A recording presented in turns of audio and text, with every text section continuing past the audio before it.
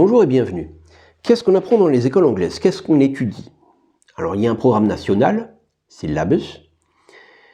Voyons voir quelles sont les différentes matières, subjects. Les matières sont à peu près les mêmes que chez nous, avec quelques différences importantes. Nous enseignons l'histoire-géographie, alors qu'eux ont des cours d'histoire et des cours de géographie. Nous avons des cours de sciences physiques-chimie et des cours de SVT. Ils ont des cours de science regroupés. Ils étudient bien entendu l'anglais, comme nous étudions le français, les langues vivantes étrangères, Modern Foreign Languages, les maths, l'EPS, à peu près les mêmes matières que nous. Ils n'ont pas de SES, mais ils ont des General Studies, qui sont un petit peu la même chose. Et une fois par mois, le cours de General Studies est remplacé par un Civic Service, c'est-à-dire qu'ils sortent de l'école pour aller rendre service à la collectivité, ramasser les papiers gras qui traînent le long des routes, tout ce genre de choses. Reste un dernier aspect important, l'évaluation. Les élèves anglais peuvent être évalués la plupart du temps avec des grades, A+, A, B, C, D, E, F, G, ou avec des marks, qui elles sont des notes chiffrées. Alors pour les notes chiffrées, si vous avez 5 sur 10, en anglais on dit 5 out of 20, pas 5 on 20, ça ne veut absolument rien dire. Le moment où l'évaluation va le plus compter, c'est évidemment pour les examens. Alors quels sont les examens en Angleterre? À 16 ans, c'est-à-dire à la fin de la scolarité obligatoire, vous allez passer vos GCSEs. Ça veut dire General Certificates of Secondary Education, mais les Anglais eux-mêmes n'ont pas la moindre idée de ce que ce sigle veut dire. On dit GCSEs.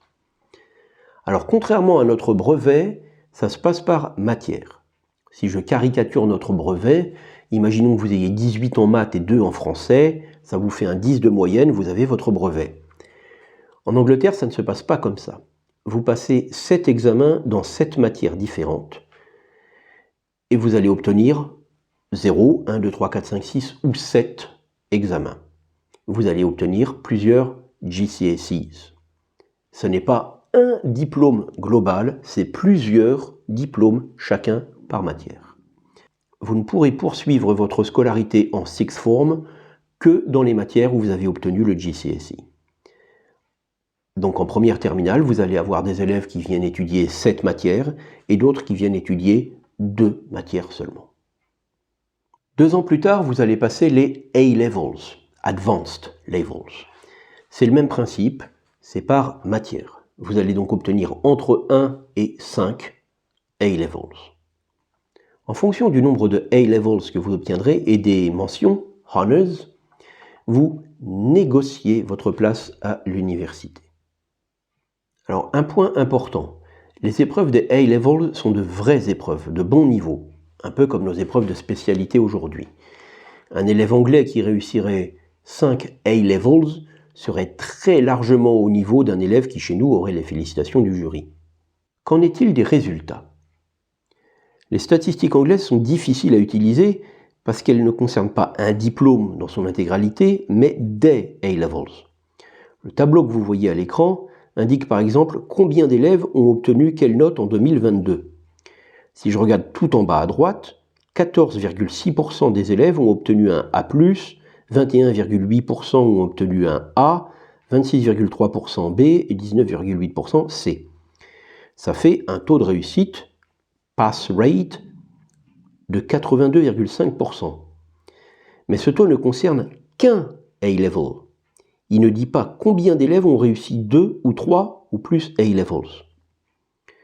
On considère généralement que l'équivalent du bac français, c'est 3 A-Levels. Et là, impossible de pouvoir comparer les deux systèmes, puisqu'on ne sait pas combien d'élèves anglais ont réussi 3 A-Levels. Par ailleurs, le tableau est national. Dans les 14,6% de A+, il y a fort à parier que tous ou presque viennent des grammar schools ou des independent schools.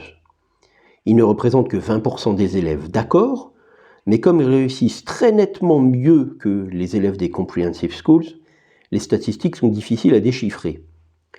J'ai connu une école avec 100% de A+, à un A-level, et plus de 90% des élèves qui ont obtenu au moins 3 A-levels, et une autre avec à peine 30% de réussite.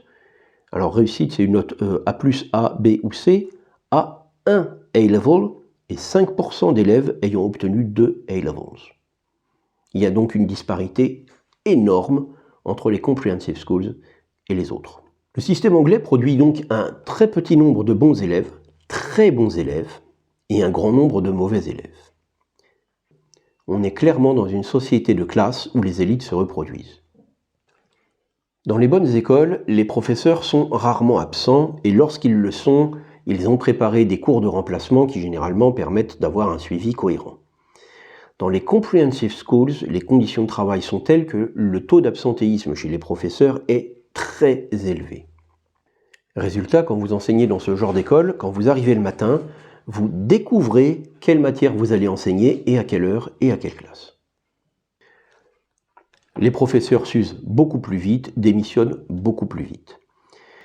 J'ai enseigné dans une comprehensive school, j'étais donc professeur de français, et l'année précédente, ils avaient eu 18 professeurs de français successifs qui tous avaient démissionné. J'espère de vous avoir permis de comprendre un peu mieux comment fonctionne le système scolaire anglais. Pensez-y à chaque fois qu'un de nos ministres vous parlera de merveilleuses idées à importer comme les remplacements de courte durée. Merci d'être venu, repassez me voir à l'occasion.